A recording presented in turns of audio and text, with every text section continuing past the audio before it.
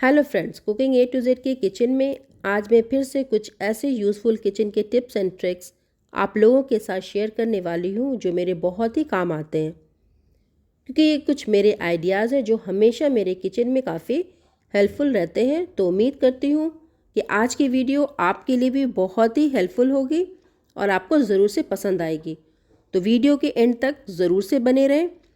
आज मैं बात करने वाली हूँ कुछ ऐसे आइडियाज़ की जिसकी वजह से हम अपने वीकडेज़ के काम को बहुत आसान कर सकते हैं। तो वीकेंड पर कुछ ऐसे हमें जुगाड़ करके रख लेने चाहिए जिससे हमारे कुकिंग के टाइम पे जो बहुत सारा टाइम हमें लग जाता है उस टाइम को हम सेव कर सकें।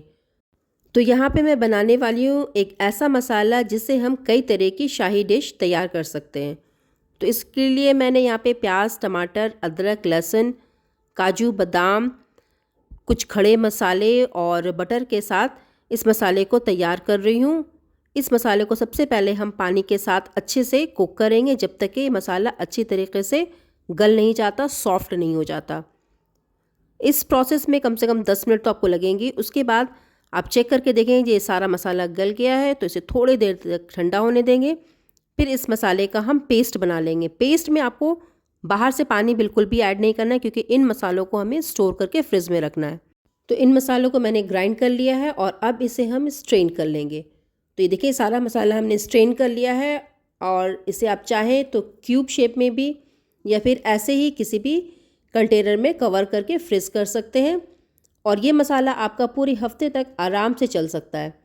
और जब बनाना हो आपको शाही पनीर, बेबी शाही पोटैटो या फिर बटर चिकन, बस आपको इन मसाले को निकाल लेना है और आप अपनी ग्रेवी तैयार कर सकते हो। तो यहाँ पे मैं बना रही हूँ शाही पनीर। मैंने बस क्या किया, यहाँ पे हल्का सा सूखा मसाला डाला और जो हमने पनीर क्यूब में कट कर रखा था इसे हल्का सा 2 से 3 मिनट तक हम इसे भून लेंगे। तो ये हमारी जो ग्रेवी रखी हुई थी जिसे हमने फ्रिज में स्टोर करके रखा हुआ था, अब बस यहाँ पे आप फटाफट से इन ग्रेवी को ऐड करेंगे। 2 से 3 हाथ अच्छे से इसे चलाएंगे। फिर इसमें आपने जितना ग्रेवी रखना उतना पानी ऐड करेंगे। 5 मिनट तक इसे आप बॉयल होने देंगे। इसमें 2 से 3 बॉयल आ जाएगा और हमारी शाही पनीर बनके तैयार हो जाएगी। तो आप भी इन टिप को फॉलो करें और अपने वीकडेज़ को एंजॉय करें।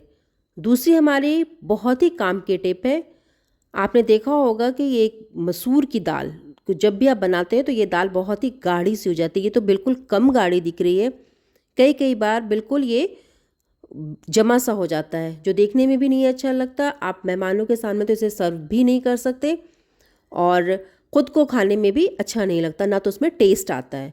तो आज मैं आपको एक ऐसे ट्रिक बताने वाली हूँ जिससे आपका दाल बहुत ही परफेक्ट बनेगा, दाना दाना बिल्कुल अलग होगा और बहुत कम टाइम में बनके तैयार हो जाएगा।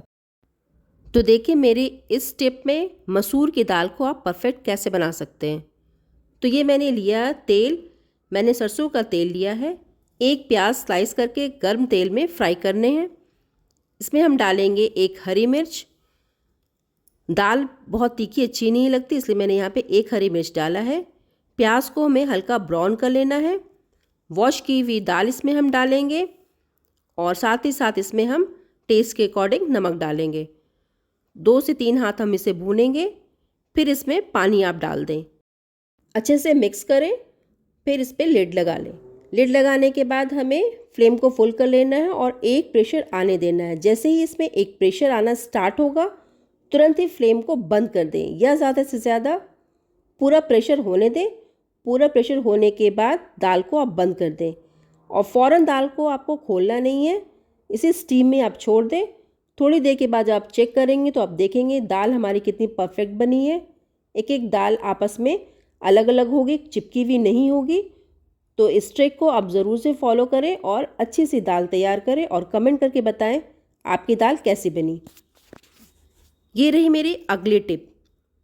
हम सब जब प्याज काटते हैं तो बहुत ही मुश्किल होती है। प्याज के साथ साथ हमें भर भर के मोटे मोटे से आंसू आते हैं और हमें बहुत आंखों में जलन सी होती है। तो मेरे इस टिप को आप फॉलो करके देखेंगे, बिल्कुल भी आंखों से पानी नहीं आएगा। तो सबसे पहले क्या करें, जब आपको प्याज कट करना हो तो आधे घंटे के लिए किसी भी बर्तन में प्याज को भिगो के छोड़ दें। बिल्कुल पानी ऊपर तक होना चाहिए और ठीक आधे घंटे के बाद आप प्याज को कट करके देखेंगे, बिल्कुल भी आँखों से पानी नहीं आएगा। दूसरा फ़ायदा ये है कि जब आप प्याज को भिगा के रखेंगे तो ये छिलका जो है ये बिल्कुल गीला हो जाएगा, और जब कभी आप छिलका छीलेंगे तो ये चारों तरफ बिखरेगा नहीं, कोई भी गंदगी नहीं होगी, और इस वक्त भी हमारा टाइम बहुत ज़्यादा बचेगा, और साथ साथ बहुत आसानी के साथ ये जो छिलका है ये बाहर निकल जाएगा। तो उम्मीद करते हैं आपको मेरी ये टिप भी ज़रूर से पसंद आएगी और आपके बहुत ही यूज़फुल होगी। मेरी अगले टिप, हम अंडे को किस तरह से बॉयल करें कि अंडा बिल्कुल टूटे ना और बिल्कुल परफेक्ट अंडा बॉयल करके हमें मिल जाए। तो इसके लिए आपको करना ये है कि आप जिस पतीले में अंडे को बॉयल करना चाहते हैं उसमें डालें पानी, और फिर उसमें आप रखें अंडा। अंडे को हमें धीरे धीरे से रखना है ताकि ये आपस में टकराए ना। फिर इसमें डाल दें 1 टेबल स्पून नमक, और फिर इसे आप फ्लेम पे रख दें और अंडे को इस तरह से कवर करके बॉयल होने दें, और आप देखेंगे बिल्कुल परफेक्ट अंडा बॉयल होके बाहर निकलेगा। और अंडे के लिए यहाँ पे मेरी दूसरी टिप है कि जब भी आप अंडे को बॉयल करें तो एक स्पून से इसे अच्छे से धीरे हाथों से, ताकि अंडा क्रैक ना हो, एक बार हल्का सा गर्म हो जाने के बाद अंडे को इस तरह से घुमा दें। आप देखेंगे कि अंडे का योग बिल्कुल आप बीच में आएगा, और इस तरह से देखने में भी अंडा अच्छा लगेगा। और अंडे से रिलेटेड ही मेरी अगली टिप है कि कभी कभी अंडा क्रैक निकल जाता है, और क्रैक अंडे को अगर आपने बॉयल किया तो वो पूरा बिखर जाएगा और बिल्कुल ख़राब सा अंडा निकल के बाहर आएगा। तो आपको करना ये है कि आप थोड़ा सा गूंदा हुआ आटा ले लें, और इस आटे को जहाँ पे अंडे में क्रैक है वहाँ पे अच्छे से इसको लगा लें। इससे ये होगा कि जो क्रैक है वो बिल्कुल कवर हो जाएगा। फिर इसे आप गर्म पानी में डाल दें जहाँ पे आपने अंडा बॉयल कर रहे हैं। इसे फिर बॉयल होने दें, और अब देखेंगे बीच बीच में आप चेक भी कर सकते हैं, अंडा बिल्कुल परफेक्ट होगा। हमारा जो टूटा हुआ अंडा था वो भी बिल्कुल परफेक्ट होके तैयार हो जाएगा। तो ये अंडा हमने सारा बॉयल कर लिया है, और अब मैं आपको इसे छील के दिखाती हूँ। तो देखिए छिलका भी इसका फटाफट से निकल रहा है, क्योंकि अंडे में हमने नमक डाला था। नमक डालने से एक फ़ायदा ये भी होता है कि छिलका इसका बहुत आसानी के साथ बाहर निकल जाता है। और ये देखें सारा अंडा हमने छील लिया है, और अब इसे मैं एक कट करके आपको दिखा रही हूँ।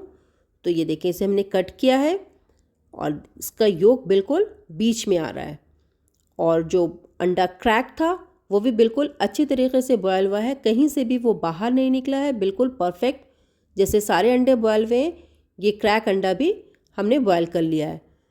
तो उम्मीद करते हैं आज की हमारी सारी टिप आपको पसंद आई होगी और आपके सारे टिप यूज़फुल होगी। तो चलिए फिर मिलते हैं अपने नेक्स्ट वीडियो में। अगर वीडियो पसंद आई है तो वीडियो को लाइक, शेयर और सब्सक्राइब ज़रूर से करें। Bye bye.